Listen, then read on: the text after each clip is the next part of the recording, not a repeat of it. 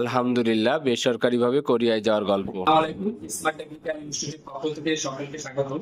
আমাদের কোরিয়া গ্রামী এক স্টুডেন্ট মাহবুব হাসান, তার সাথে কথা বলবো।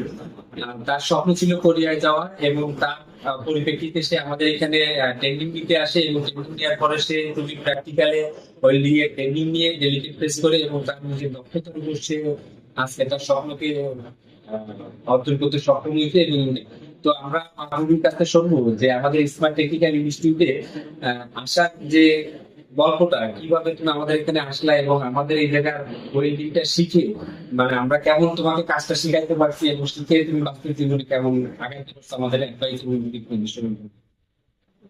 আলহামদুলিল্লাহ। এলাকা আসলে গল্প অনেক শর্টকাটেই বলছি।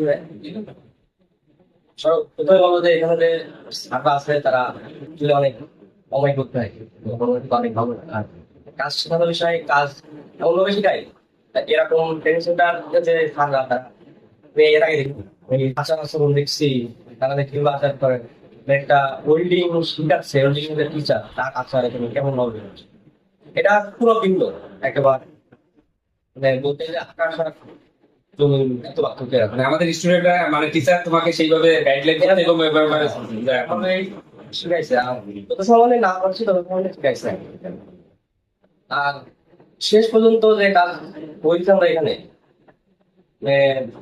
এর ধন্যবাদ কিভাবে সেটা আমি আসলে ঠিক আছে বলতে পারছি না। এটা সর্বোপরি বিষয়টা হয়েছে কি, এটা আল্লাহ পাক তোমার নসিবে ছিল। বাইরে দেশ অনেক কাজ এগুলো এগুলো বাংলাদেশের আসলে মূল্য দেয় না। আর কারিগরি শিক্ষা তো মানে হাতে গোনা এক কথায়। এটা সবারই প্রয়োজন করা, যাতে করে ভালো কোনো জায়গায় পৌঁছাতে পারে, ভালো কোনো লক্ষ্যে পৌঁছাতে পারে।